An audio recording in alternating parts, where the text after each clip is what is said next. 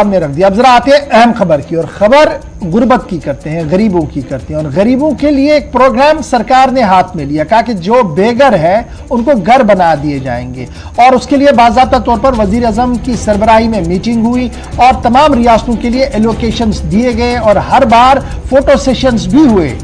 और जम्मू कश्मीर की जब हम बात करते हैं तो एप्पल टाउन सोपोर में भी माई टाउन माई प्राइड का प्रोग्राम किया गया, और उस माई टाउन माई प्राइड के दौरान कुछ बेनिफिशरीज को चुना गया जिन्हें कहा गया कि आपको सरकारी इमदाद मिलेगी और आप अपना घर, अपना आशियाना बनाएंगे। अच्छी बात थी, लोगों ने तालियां बजाई, अखबारों की जीनत बनी खबर, मीडिया में भी चली। लेकिन आज इस खबर का दूसरा पहलू आपके सामने रख रहा हूं, तस्वीरें जरा दिखाइएगा। आज सोपोर में सिविल सोसाइटी के अरकान ने खामोश धरना दिया, और यह धरना क्यों दिया गया, यह बड़ा इंपॉर्टेंट है। इस प्रोग्राम के खिलाफ धरना नहीं था, इस पॉलिसी के खिलाफ धरना नहीं था, धरना स्टेट एडमिनिस्ट्रेशन की बेरुखी के खिलाफ था। स्टेट एडमिनिस्ट्रेशन ने जिस तरीके से इन कमजोरों, इन गरीबों को मजाक बना के रख दिया था, इसलिए आज यह एहतजाज था। एक प्लास्टिक चेक होता है ना, जो शो ऑफ चेक होती है, जनाब आपने इतने करोड़ रुपए जीते, और वो बड़ी चेक एक थमा दी जाती है, प्लास्टिक चेक जिसे आप कहते हैं कश्मीरी में। इन सभी बेनिफिशरीज को वो दिए गए, और 3 साल के वक्फे के बाद भी आज तक वो पैसा इन्हें दिया नहीं गया।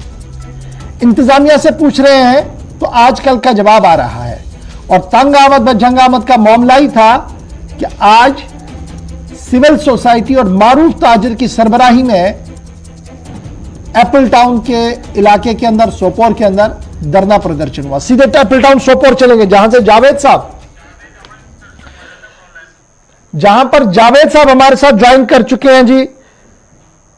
इनके पास चलते हैं, इनसे जरा लाइव लेने की कोशिश करते हैं कि मामला है क्या। जावेद साहब बहुत शुक्रिया जी ज्वाइन करने के लिए। माई टाउन माई प्राइड अच्छी पहल थी, लेकिन सोपोर आते आते माई टाउन माई प्राइड दम तोड़ दिया, क्यों, क्या वजह है?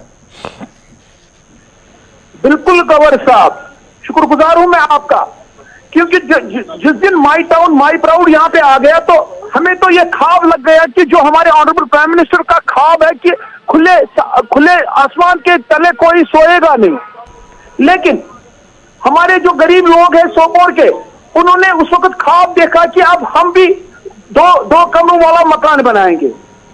ठीक है, उन्होंने स्टार्ट किया काम बनाना, उन्होंने बनाया मकान अपने, लेकिन मुझे पता नहीं चल रहा है कि कौन सी खता उन्होंने की है कि उन्होंने वो 2 कमरे अपने बनाए, क्योंकि आज की डेट में भी उनको पैसा नहीं मिल रहा है। मुझे लग रहा है कि जो हमारे ऑनरेबल प्राइम मिनिस्टर का ख्वाब है, ये ख्वाब शर्म ताबीर नहीं होगा। हमें फिक्र है ऑनरेबल लेफ्टिनेंट गवर्नर तक, उसको ये सोचना पड़ेगा कि क्यों नहीं ये ख्वाब शर्म ताबीर आता है। मुझे लग रहा है कि इमीडिएट जो हमारे प्रिंसिपल सेक्रेटरी धीरज गुप्ता साहब है, लेफ्टिनेंट गवर्नर साहब, उसको डायरेक्ट करना चाहिए सोपोर के लोगों को मिलना चाहिए कि उनको ये क्यों नहीं मिल रहा है। क्योंकि गवर्नर साहब आपको पता है कि फाइनेंशियल ईयर अब खत्म होने वाला है, हमारे पास 4.5 करोड़ रुपया इस वक्त अकाउंट में जमा है, लेकिन क्यों गरीब लोगों को नहीं दिया जा रहा है वो पैसा, हम उससे बेखबर है। अच्छा जी जावेद साहब, बड़ा इंपॉर्टेंट है ये, जरा हमारे नाजरीन को बताइएगा, और हो सकता है दिल्ली बैठे कुछ लोग जो जम्मू कश्मीर को मॉनिटर कर रहे हैं उनको ये बात जरा और समझ में आए। ये मामला कब का है, कितने लोगों को चुना गया था? मॉनिटर कर रहे हैं, मुझे लग रहा है कि बाज़ाब्ता कोई चाल उनके खिलाफ चल रही है। वो इनको बता रहे हैं कि हम जी जो सोपोर एप्पल टाउन अब अमन का शहर बना था, उसको फेल करने के लिए, क्योंकि गवर्नर साहब आप रोज मुझे सुनते हो, या तो हमारे ऑनरेबल लेफ्टिनेंट गवर्नर, या तो उसको ये पता नहीं है कि डिस्ट्रिक्ट बारामूला में कोई जगह सोपोर है। जावेद साहब, मैं एक चीज जानना चाहता हूँ, ये जो माई टाउन माई प्राइड हुआ था, ये कब हुआ था, क्या तारीख आपको याद है, और कितने बेनिफिशरीज को चुना गया था? कितने बेनिफिशरीज को? प्राइम मिनिस्टर का ड्रीम था माई टाउन माई प्राउड सोपोर में, तो सोपोर में आए वो, और उन्होंने सौतेली माँ का सलूक उस वक्त हमारे मेरी उन गरीब घरों के साथ किया, मेरी माओं के साथ किया और बहनों के साथ, जब उन्होंने प्लास्टिक के चक्के नकली उनको दे दी। गवर्नर साहब, हमें फिक्र है, खून के आंसू रोता है इंसान। हमें तो लग रहा था कि जो ही आर्टिकल 370 और 35A ये तो हमें बोल रहे थे कि दूध की नदियां हम बहलाएंगे, लेकिन मुझे नहीं लग रहा है कि दिल्ली वालों तक असली असली बात पूछती है। जावेद साहब, मैं जानना चाहता हूं कुल कितने बेनिफिशरीज हैं जिन्हें अभी तक ये पैसा नहीं मिला? हाँ बिल्कुल, आज की डेट में इन्होंने हाल ही में 271 को जियो टैग कर दिया। जियो टैग करके भी उनको आज की डेट तक पैसा नहीं मिला।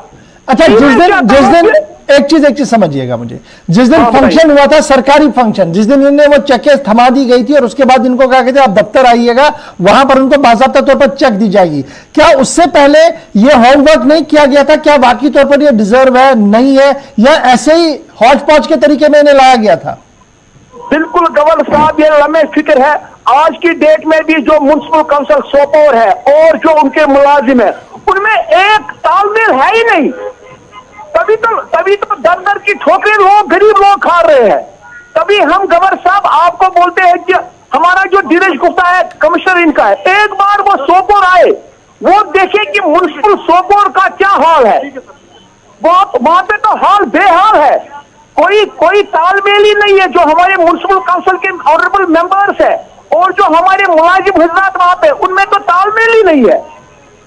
चलिए, बहुत शुक्रिया जी हमारे साथ ज्वाइन करने के लिए। ये जावेद साहब थे जो आज सुबह से भूख हड़ताल पर थे, धरने पर थे, और एहतजाजी भूख हड़ताल सिर्फ इसलिए कर रहे थे कि वजीर आजम साहब ने एक अच्छा ख्वाब देखा, एक अच्छी प्लानिंग लेकर आए कि हर बेघर को घर मिले, हर गरीब को कम से कम 2 कमरे मिले जहां पर वो रुक सके, उसके ऊपर छत हो। लेकिन जम्मू कश्मीर आते आते प्रोग्राम और पॉलिसी और इंप्लीमेंटेशन की बात जब आती है तो ये सारी चीजें दम तोड़ देती हैं।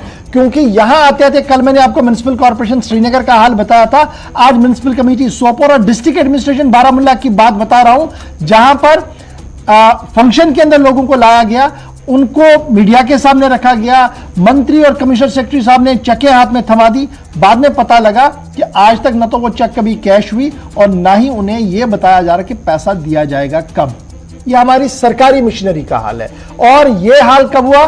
जब माई टाउन माई प्राइड चलाया गया, उस दौरान ये फोटो सेशन और ये सारी चीजें हुई, और आज ये गरीब सड़क पर आए और खामोश एहतजाज करते हुए लेफ्टिनेंट गवर्नर तक अपनी फरियाद पहुंचा रहे थे कि आया उन्हें इंसाफ मिलेगा या इसी तरीके से उन्हें आगे फिर भी आना पड़ेगा, एहतजाज करना पड़ेगा और श्रीनगर के राजभवन तक जाना